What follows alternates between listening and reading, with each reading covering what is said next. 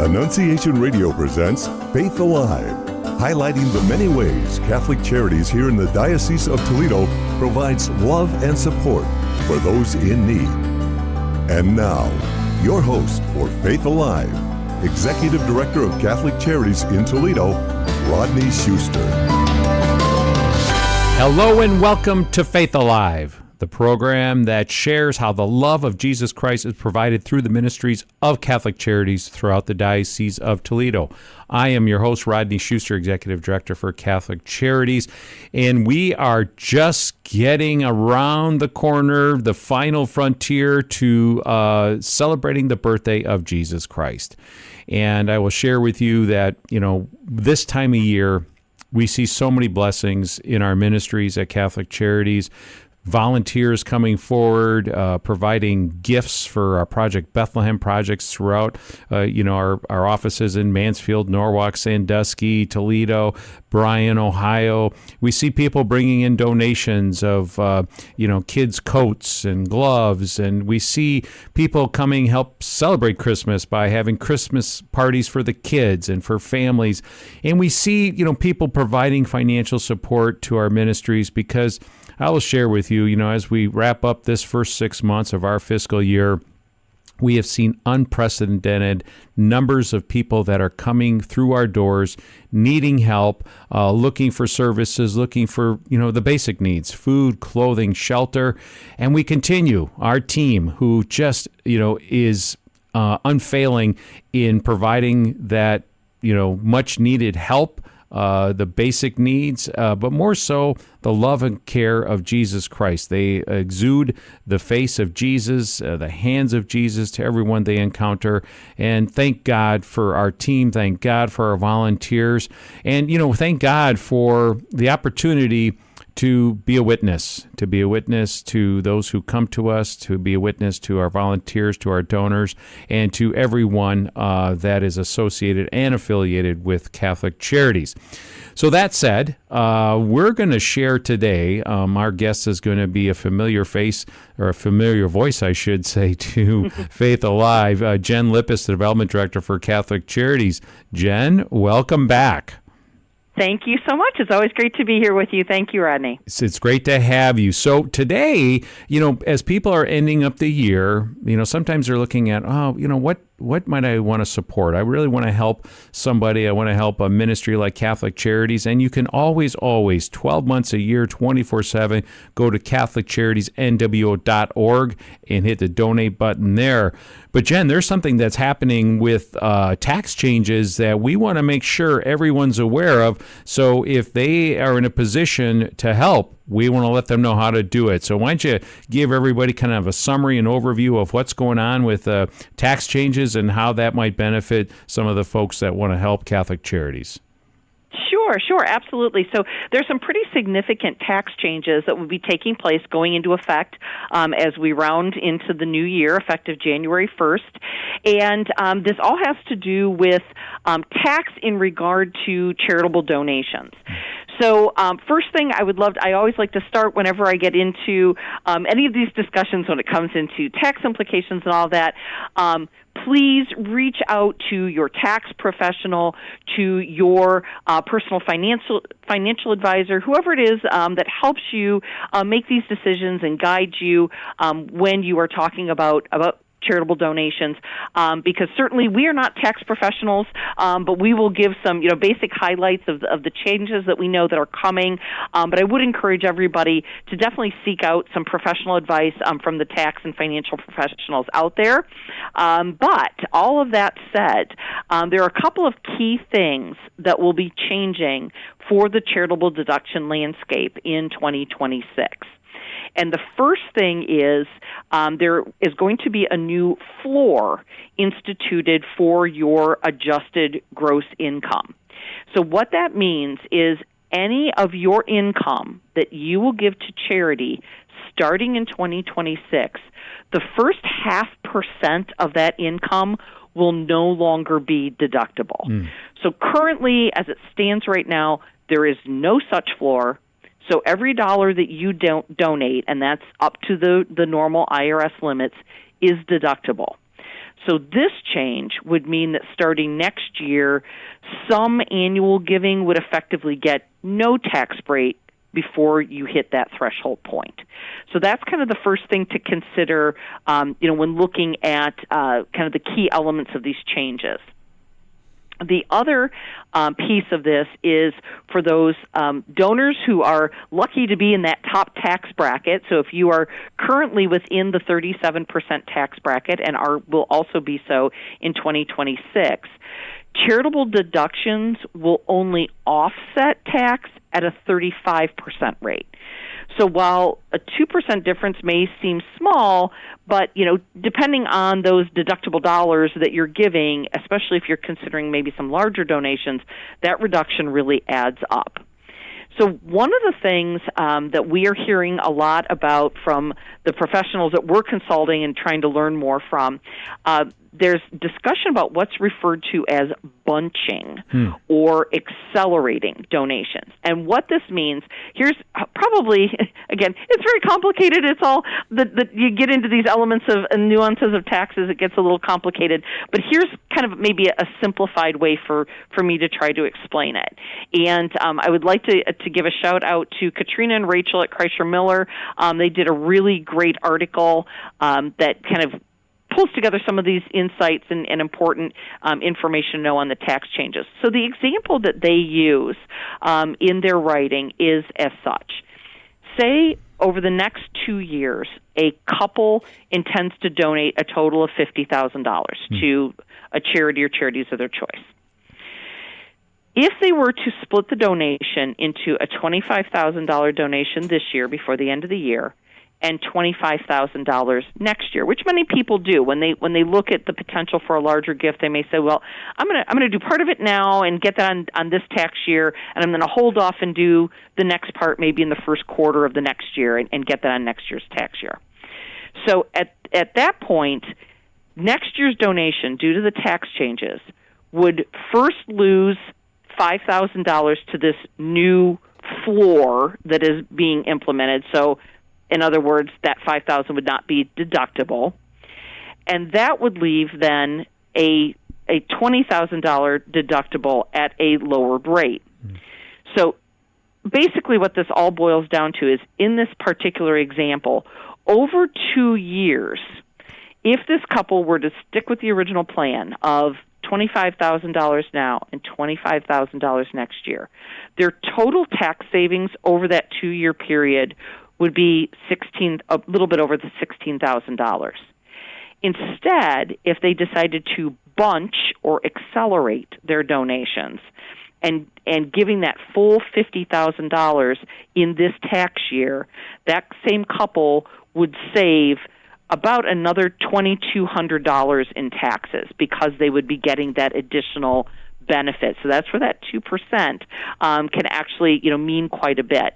So there are certain, again, elements of all of this that just really brings into the importance of considering, if you're thinking especially about a larger donation, what that could mean long-term as you look out over the next years and what tax changes may even come down the road after 2026. You're listening to Faith Alive, and our guest is Jen Lippus, the Development Director for Catholic Charities, and we are talking about some changes in tax changes in regards to charitable giving that happens in 2026. However, there is an opportunity still this year in 2025 to benefit from those. So, Jen, you gave some examples of some great opportunities for those maybe who are able to provide some substantial gifts. What about donors that maybe want to provide a $500 gift, a $1,000 gift, or even less than that? Is there any impacts to the tax changes for folks that maybe are donate at that level? Yes, certainly. So one of the other things that is going to be coming into play, there will be changes to the charitable gift deduction. So this is a change between itemizers and non-itemizers. Mm-hmm. So that's actually going to be changing and taking effect in 2026. So there will be a new limited charitable gift deduction that comes into play. So certainly a gift at any level could certainly be impacted by these changes that are coming down the road.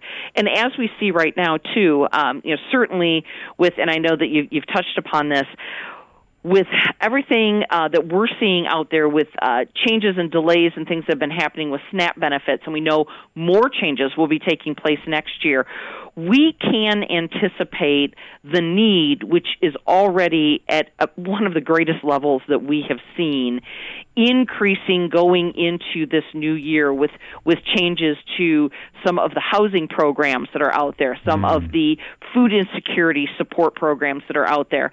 So certainly a gift coming in now for that to be, it's more impactful for the donor, but it is also more impactful for us as we are preparing for the additional changes that we know will be coming ahead.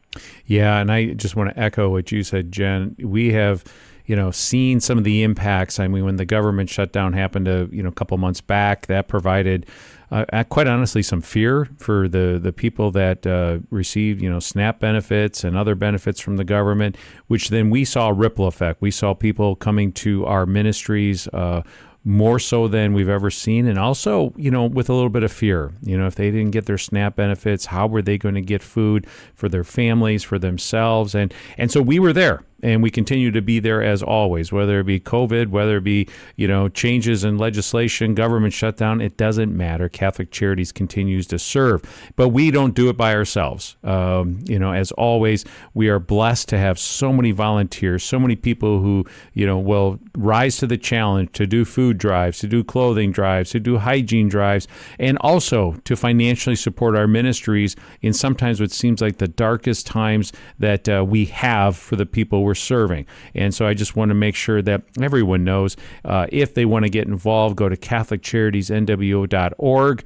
You can get involved in volunteering, be part of a group with her and multiple opportunities to serve whatever your passion is for ministry. We have a jail and prison ministry. We have a pro-life ministry. We have, obviously food, clothing, and shelter throughout our diocese. We help the elderly. So please, if you're hearing this and you say, you know what, it's about time I get involved, please reach out to us. We want to make sure that you're using God's gifts to help us, make a difference for the lives of, so many people that come through our doors every day and every year. So, Jen, we got a couple minutes left in this segment. Is there any impacts from the tax changes in 2026 to corporation donors or C Corp donors?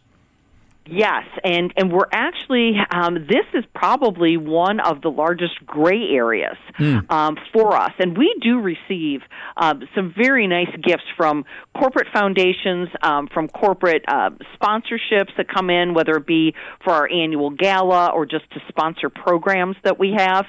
So there will now be some floor and cap restrictions that will be coming in for, especially these are going to impact C Corp donors. Okay. So the thing that's interesting here is, again, this is one of those gray areas that as it may not be quite as favorable, unfortunately, going into 2026 for some of these corporate donations to come through. That then also obviously impacts our ability to continue with our programming at this same level. So obviously we are going to then be looking for other opportunities if corporations are in a position where they may need to pull back due to different indicators within the market, within the general industrial space. We still need to try to get out there and provide as much as possible for those that we assist. So we will be looking for our individual donors, for our private foundations, to help bring us along in these areas that may be greatly impacted by the changes to the tax regulations. Awesome. I mean, and again, I think as Jen said earlier in this segment, please talk to if you have a financial advisor, please talk to them, or if you don't, maybe it's time to sit down with somebody to help you with your long-term plans. If you're part of a company or a leader or an owner and company, check with your tax and legal teams to see how you can use this to benefit. And that's one of the things, when laws change, God says, hey, we have a brain, and so let's use that brain and continue to have the smarts to support ministries. Hey, we're going to head to break. Stay tuned. We'll be right back.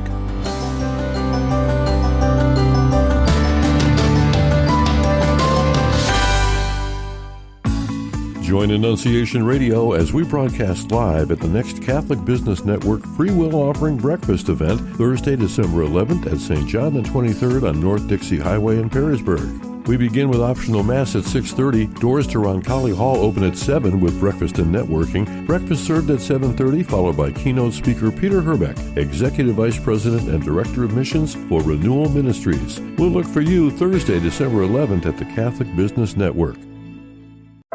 The effects of abortion are greater than most people realize. It isolates, hurts families, brings about fear, sadness, and grief. It does not need to separate you from God.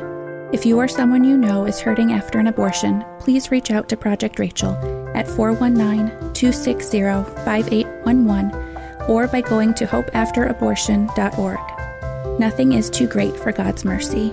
Project Rachel is here to offer confidential help on your journey to healing. Now, back to Faith Alive with Rodney Schuster, Executive Director of Catholic Charities here in the Diocese of Toledo. Welcome back to Faith Alive. I'm your host, Rodney Schuster, Executive Director for Catholic Charities in the Diocese of Toledo. Our guest today is Jen Lippus, who's the Development Director for Catholic Charities. And we've been talking the first segment about the tax changes in 2026 for charitable giving. And Jen kind of laid out, I think, some great information for all of you that you might be able to best, capitalize on that for your individual giving, corporate giving. And again, we encourage you to see, your financial advisors, tax attorneys, legal team, et cetera, to make sure you're, best capitalizing on this opportunity. Jen, what are some of the other things that you've got going on with Catholic Charities that we're, trying to get out there to let people be aware of, and they can be, part of some of our regular donors? Yes, absolutely. Thank you, Rodney. So one of the things actually we launched just this past fall, we launched our first actual giving society. It's called Pillars of Hope. We really wanted to lean in this Jubilee year of hope as we are starting to wind down to a close of the Jubilee year, but to continue that theme of hope, because as we recognize, what we do in our ministries does not just bring help to those in need, it also brings hope. We are there to walk alongside those that we serve. So we are asking our donors to consider becoming a pillar of hope and helping us in that journey to walk alongside those that we serve. So this actually is an opportunity for recognition for our donors starting, now this is on an annualized basis, so there's still recognition opportunities within the Pillar of Hope Society for yet this year in 2025. That recognition begins at a cumulative giving of $500 for an annualized basis, and that goes all the way up to our folks that we consider our legacy leaders, and that is an annualized giving of $10,000 or more. And we have different things that we offer as benefits, if you will, things like prayer cards. We offer spiritual bouquets. We have a small blessed holy medal that our donors will receive. So we're trying to do things. We obviously want to make sure that our donor dollars have the greatest impact. So this is not one of those societies where you're going to get all sorts of elaborate and expensive gifts. You'll be getting some nice little more symbolic types of things from us as part of this program, just to let you know that we're thinking of you, we are grateful for you, we're praying for you. So we would definitely encourage people to check out our website to get more information about our Pillar of Hope Society, and certainly opportunities to give yet this year will impact that program for 2025. One of the things that I really wanted to touch on we have, outside of just what people would consider a traditional gift, so a gift of cash or via a check, we also are able to work with what we refer to as pathway gifts. And pathway gifts are very meaningful ways to support our mission and ministries through some of these non-traditional or long-term giving options. And these include things such as corporate matching gifts. So if you work for a company that has a corporate matching gift program, again, we don't know what the corporate landscape is going to look like going into 2026 and beyond. So if your company that you work for has a current matching gift program, that might be an incredible opportunity for you to double, sometimes they even triple a donation. So I would certainly look in to an opportunity to take advantage of a corporate matching gift. But then we also are able to work with things such as stocks and securities gifts, gifts of grain. We work with folks that have established a donor-advised fund. And then, of course, there are also the longer-term planned giving options, things such as charitable trusts and bequests. So certainly if you are interested in more information and have had discussions with your tax and financial professional, reach out to us at Catholic Charities. I can be reached directly. My direct line at my office is area code 419-214-4890. And again, that's 419-214-4890. You can reach out to me to discuss any of these giving opportunities, and again, then we can also, have some conversations with your tax and financial professionals to look into those options as well. So we definitely encourage people to kind of think outside the box.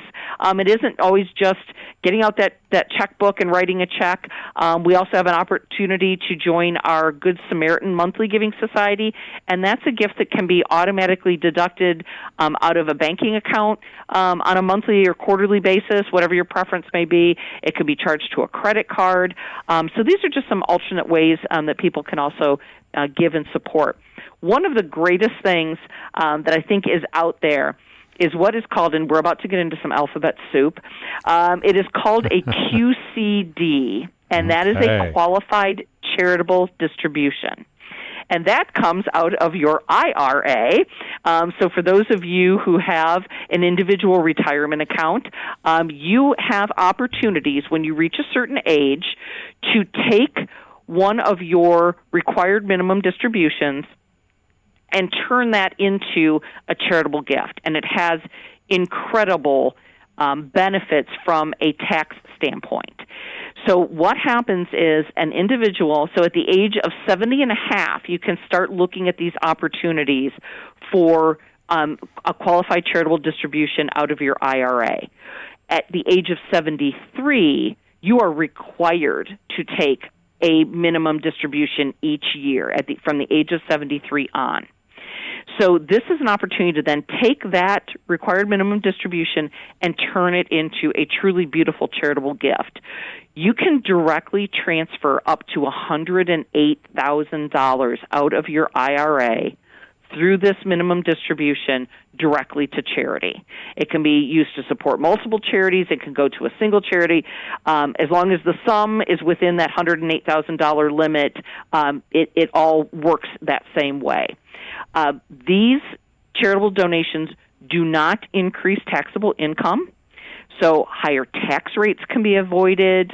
It's a great way to reduce your minimum distributions in future years because it reduces the balance of your IRA, and these qualified charitable donations are also not counted toward your maximum amounts deductible. So for those who itemize their giving on their taxes, that $108,000 can be above and beyond those maximum deductible amounts. So this really gives a donor a chance to give a bigger gift than they could if maybe they just were able to write a check or donate cash or other assets.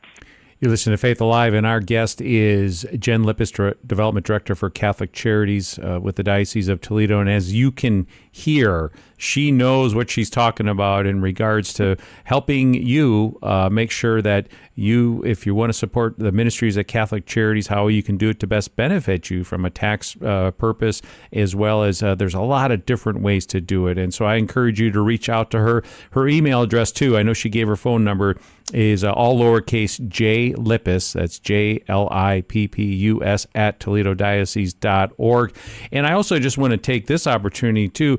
So, we get questioned a lot, Jen and I, when we're out and about, and they're like, well, doesn't the ACA support Catholic Charities, 100% of your budget? And I will share with you, it does not. We are so grateful for the support of the annual Catholic Appeal for Catholic Charities.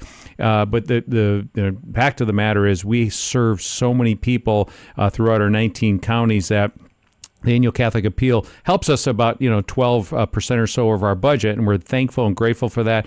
But the other 88% plus, we have to go out and try to secure help from individual donors, from foundations, from other grants. And so just want to make sure that you're aware of that. And again, we tout and shout from the rooftops, please support the Annual Catholic Appeal for all the great work they do and for how they support us. But that alone is not enough to support all the needs that we meet every year in our diocese. So just want to make sure you're aware of that. And as we're wrapping up the end of this year, by all means, go to CatholicCharitiesNWO.org, hit the donate button. But if you have questions, that you can reach out to Jen Lippus, our development director. As I can tell you, she'll have the answers, or she'll be able to help direct you on where you need to go. Jen, we got a couple minutes left. Any following thoughts or closing thoughts for the group? Yes, and I did just want to note, since you mentioned going to our website, not only to donate, but there are also resources available there to learn more about some of these pathway gift options. And we are also posting more information, because I know some of this tax change, it can be a little bit confusing and complicated. So we do have a couple of resources posted there to the website that someone would be able to access and kind of read through and try to get a little bit of a better understanding. So certainly use this as a resource. As you mentioned, if I don't have a quick answer for something, I will certainly research and be able to get back in touch with anybody to help them navigate through this end-of-year giving season. Beautiful. One more time, Jen, your phone number. Yes, my direct line at Catholic Charities is 419-214-4890, and you can also reach me via email at jlippus, JLIPPUS, at ToledoDiocese.org. Awesome. And as we, wrap up this show, we're getting close to the end of the year, and all of us at Catholic Charities just, hope and pray that you just have all the joys of the birth of our Savior Jesus Christ in your family. And just remember, Jesus is the reason for the season. And I know personally, I get caught up and stressed sometimes about, making everything perfect for Christmas and the gifts and the decorations and food and all that. But let's remember what we're doing. We're doing it because of our Lord and Savior, Jesus Christ. So I just extend my wishes to all of you awesome listeners, and to folks at Annunciation Radio, that you may have a joyful, peaceful, and healthy Christmas season.